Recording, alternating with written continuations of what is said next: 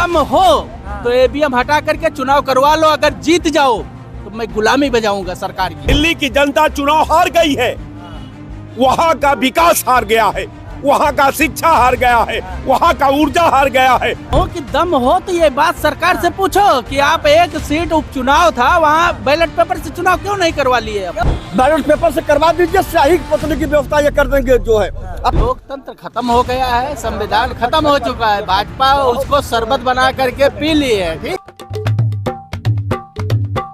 बताइए अभी जिस तरीके से चुनाव का रिजल्ट आया है उत्तर प्रदेश में और दिल्ली में, दोनों जगह पर कैसे देखते हैं? दिल्ली की जनता चुनाव हार गई है, वहाँ का विकास हार गया है, वहाँ का शिक्षा हार गया है, वहाँ का ऊर्जा हार गया है।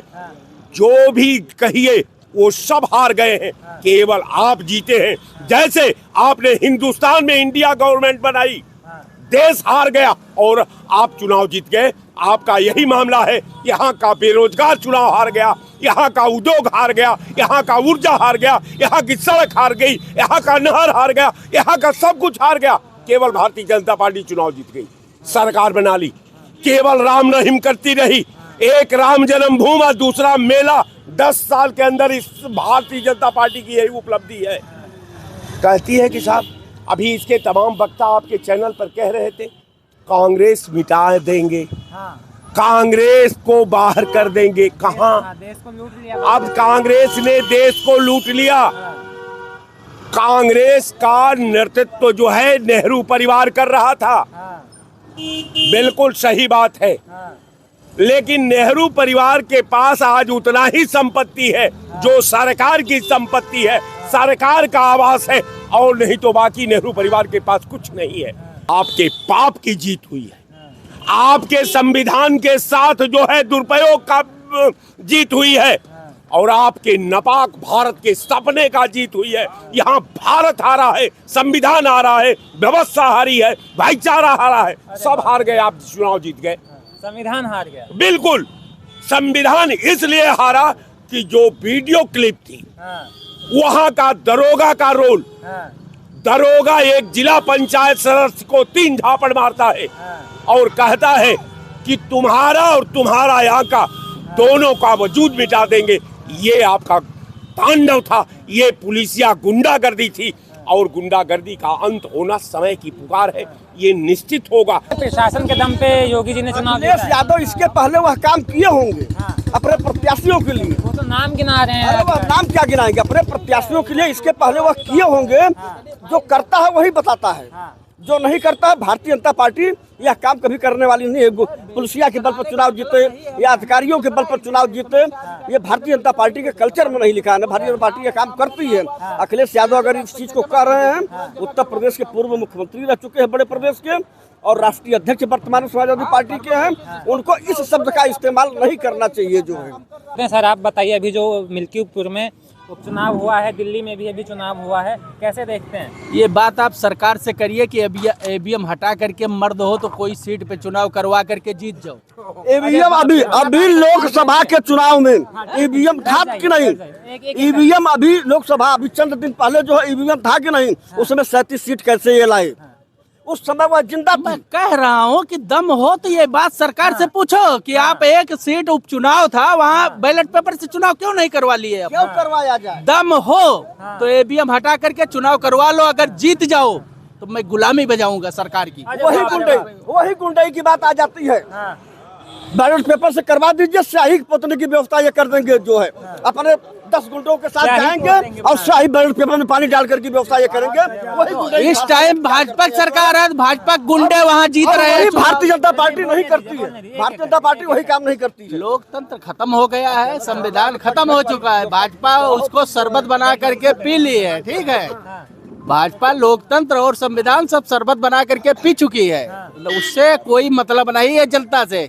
मैं जानना चाहता हूँ कि अभी अमित शाह ने दिल्ली में घोषणा की है कि 500 में मैं गैस सिलेंडर दूंगा, 2500 रुपए महिलाओं दूंगा। तो मैं जानना चाहता हूँ सरकार से, तुम्हारी 10 साल से सरकार उत्तर प्रदेश में है, क्या आपने दिया 500 रुपए में गैस सिलेंडर? प्रदेश में यह घोषणा नहीं हुई, क्यों दिए?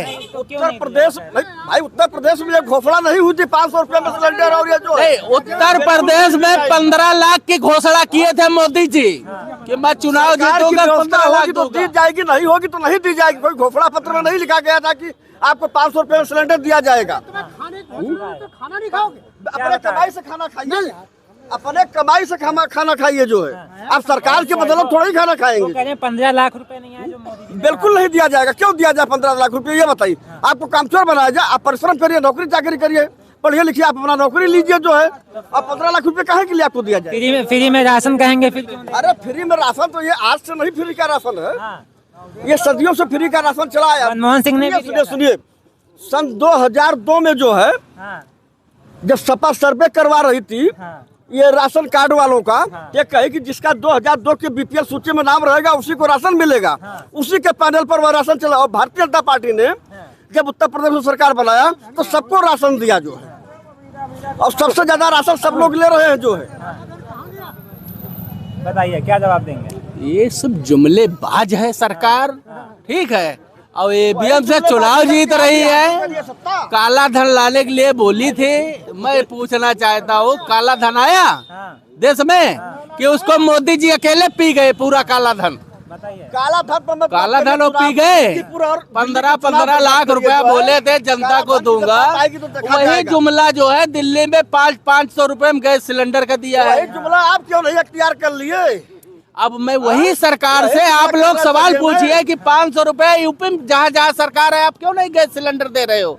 यहाँ तो आप जुमलेबाजी हाँक दिए आकर के दिल्ली में। अब ये दिल्ली को भी लूटेंगे, जैसे यूपी को लूटा है वैसे दिल्ली को लूटेंगे, वैसे महाराष्ट्र को, जहाँ जहाँ इनकी सरकार है ये लूटने का ही काम करेंगे। उज्ज्वला योजना लेकर के तो आए थे मोदी जी। से विरोध करिए ना, क्यों नहीं इनका कुछ चला? या तो गांव गांव में कितना बड़ा घोटाला किए जल जीवन मिशन से, आज तक कहां पानी पहुंच गया हमको बताओ।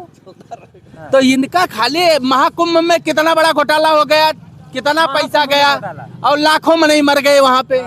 तो ये सब सवाल अगर जनता से करो तो तुमको कहेंगे ये देशद्रोही है। मंदिर बनवा दिए, फ्री में शौचालय दिए। भैया मंदिर में भी घोटाला हुआ है। वहाँ जमीन जो है, चंदा का पैसा कितना सरकार खा गई।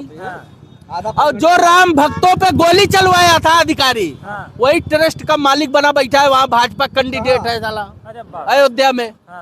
आप उसको देखिए ना क्या है। तो ये वही है, राम तेरी गंगा मैली हो गई, ठीक है।